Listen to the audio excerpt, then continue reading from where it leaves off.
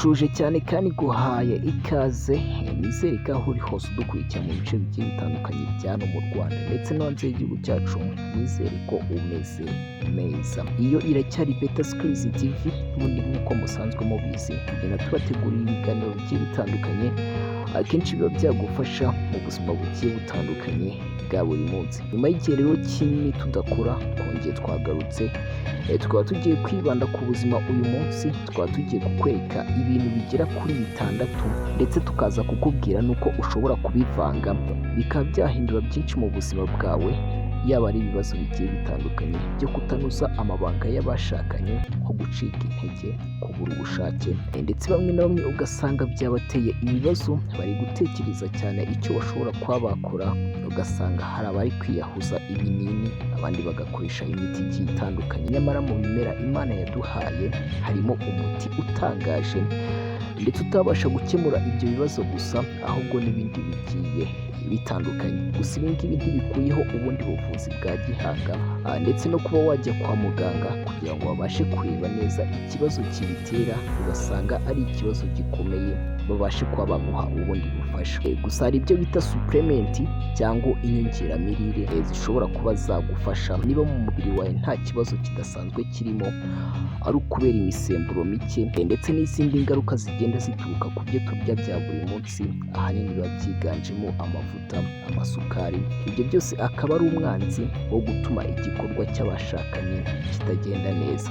Niba ari ubwa mbere ugiye kureba ibiganiro byacu rero kuri iyi chaîne yacu ya YouTube ya Beta Skills TV, nkwibutsa gukora subscribe kugira ngo n'ubundi utazajya ucikwa n'ibindi biganiro byacu bigiye bitandukanye bigenda bikwereka uko ushobora kuba wagira amagara meza azira ibibazo bigiye bitandukanye, ahanini bigenda byataka igitsina gabo ndetse tutibagiwe n'igitsina gore. Ugasanga bamwe bahisemo kuyoboka inzira y'ibiyobyabwenge bishobora kuba byabongerera imbaraga muri iki gikorwa, ndetse ugasanga ingo zasenyutse, abandi bari gucana inyuma. Ntabatindiye rero tugiye kureba ibintu 5, turebe nuko ushobora kubivanga.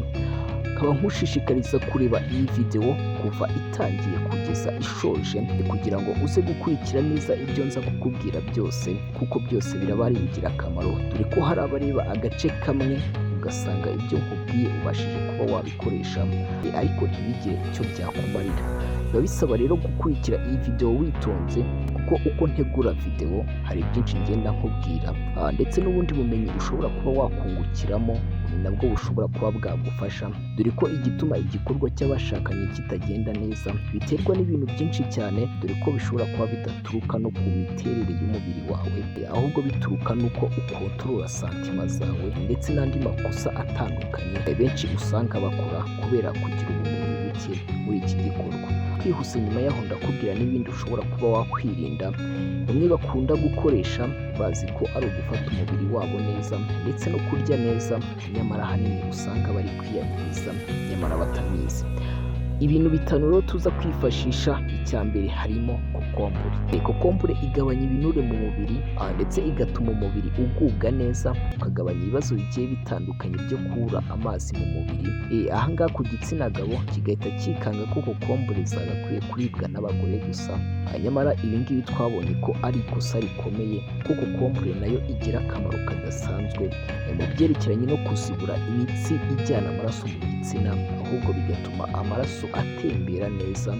Ibi ngibi bikaba byatuma igitsina cyawe gifata umurego uhagije ndetse nacyo kikaba cyagira ubuzima bwiza. Ku mwanya wa 2 rero turaza kwifashisha urunyanya. Urunyanya rugizwe n'ibinyabutabire bigiye bitandukanye, ariko kimwe cy'ingenzi nicyo bita lycopene, akaba ari cyiza cyane mu gutunganya imikorere myiza y'imyanya myibarukiro, ikabasha kuba yapafominga neza, akaba yongera n'ibyo bita libido, akaba ari ubushake buba buri hasi cyane, ikabasha kuba yabuzamura ikabugeza ku kigero gikwiye, atari hahandi ushobora kuba wakora amasaha 2-5 ugasanga no muri gukorana imibonano mpuzabitsina ashobora kuba yakurambiwe. Iyi lycopene rero ituruka mu nyanya ni nziza, dore ko n'ibindi biribwa bigira ibara ry'umutuku cyangwa ry'umuhondo aba ari byiza kubifata, kuko bigirira umumaro imyanya myibarukiro y'umubiri wacu. Ku mwanya wa 3 turaza kwifashisha puderi ya ginger cyangwa tangawizi. Ushobora kwifashisha puderi cyangwa ugakoresha tangawizi nyirisi. Tangawizi rero bamwe bamaze kuyimenyera cyane, dore ko aho batangiye gukurikira ibiganiro byanjye ngenda nkora umunsi ku munsi, tangawizi itwika ibinure bibi mu mubiri, akenshi biba bibyiga imitsi y'amaraso, bigatuma amaraso adatembera neza. Akenshi bamwe usanga byabaviriyemo no kurwara indwara z'imitima, ugasanga bamwe ibitsina byaragwigiye kubera guhorana ubukonje mu mubiri, ndetse n'ibindi bibazo bikomoka ku itembera nabi ry'amaraso. Iyi tangawizi rero imenyerewe ko yongera ubushake, ibingibi akaba ari byo, ariko akaba ari byiza kuyikoresha buri munsi ariko udakoresha nyinshi, niko twabonye ko yangiza byinshi cyane.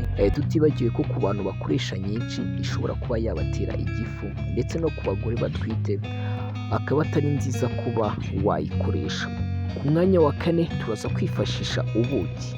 Ubuki nabwo twabonye ko bwongera imbaraga mu mubiri, bukaba bwifitemo isukari karemano ifasha umubiri kudacika intege. Niba uzi ko ujya ukora imibonano mpuzabitsina ugasanga igitsina cyawe kibashije kugwa ntaho urageza ushimisha umugore wawe, ndetse rimwe na rimwe utaranasohora, ubuki buba ari bwiza cyane. Hakaba hari na bamwe usanga bacika intege cyane, ugasanga arangije rawundi ya mbere cyangwa ibyo bakunze kwita amaturu, ugasanga ni umuntu ushobora gukora ituru ya mbere, ariko iya kabiri cyangwa iya gatatu gukomeza ukaba nta kintu wamubaza. Ku mwanya wa gatanu turaza kwifashisha indimu. Indimu yo ikaba yongera ubudahangarwa buhagije mu mubiri, ndetse no guhangana n'indwara zigiye zitandukanye zigenda zataka iyi myanya myibarukiro kugira ngo itabasha kuba yakura neza. Harimo nk'amabagiteri, ama-infection, ndetse n'izindi ndwara zigiye zitandukanye zakwataka umubiri, atari ukuvuga ngo ni ku myanya myibarukiro y'igitsina cyawe gusa.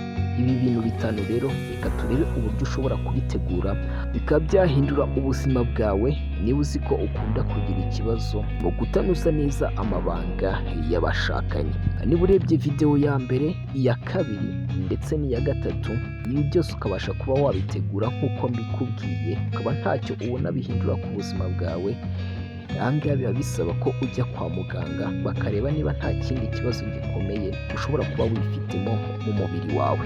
Gusa reka nizere ko bamwe babashije kuba babikoresha byahinduye byinshi mu buzima bwabo, ndetse kuri ubu ngubu bakaba bari gushima, dore ko ibyo mbereka byose aba ari umwimerere, ndetse usanga bikoreshwa n'abahanga bagiye batandukanye baba badashaka kwiyandurisha ziriya droge usanga bamwe bafata mbere yo gutangira igikorwa kugira ngo bemeze abo bagiye gukorana imibonano mpuzabitsina.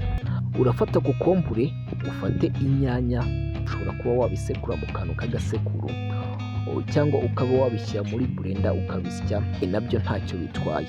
Ibi ngibi rero iyo umaze kubisekura ufata akayunguruzo aka gasanzwe k'icyayi, warangiza ukabiyungurura kokombure n'inyanya. Nubisoza urafata puderi ya jinja cyangwa ya tangawizi, ushyiremo agapuderi gakeya ariko gasa nkaho gakoze ku buryo kaza kumvikana. Niba udafite puderi ya tangawizi ushobora kuba wafata akajumba ka tangawizi nako ukagasekurana n'inyanya ndetse na kokombure, noneho ukaza kubikamura nyuma. Iyo umaze kubikamura ufata ikiyiko cy'ubuki, warangiza ukagishyira muri wa mutobe wamaze kuminina muri rwa ruvange rwa kokombure, urunyanya na tangawizi. Uyu mutobe niwo ushyiramo ikiyiko kimwe cy'ubuki cyangwa bibiri, niba udafite ikibazo cy'igifu. Ibi ngibi urabivanga neza.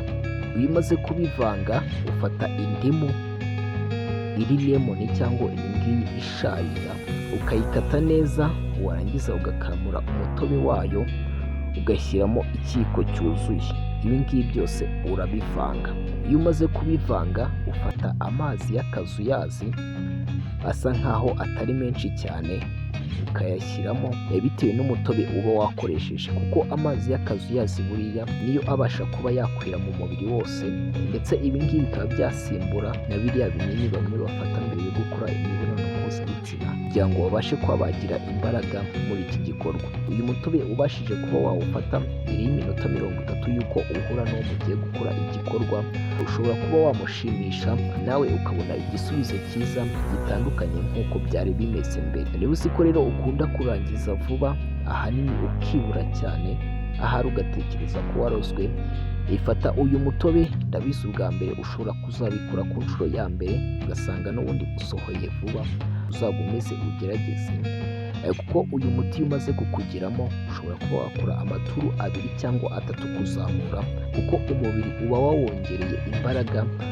wifashishije ibi bintu 5 maze kukubwira. Tuzasubire rero ubutaha. Iyi ngiyi yari ikiri Beta Skills TV. Niba ukunda ibiganiro byacu ndetse ugakunda n'inkuru zacu, nkubwira ngo ntubure gukora subscribe n'ubundi kugira ngo tuzajye tubana no mu bindi biganiro byacu bigiye bitandukanye bya buri munsi. Ndabakunda cyane rero, mujye mukora share no ku zindi nshuti zanyu kugira ngo nazo zizajye zibasha kuba zaronka ubu bumenyi.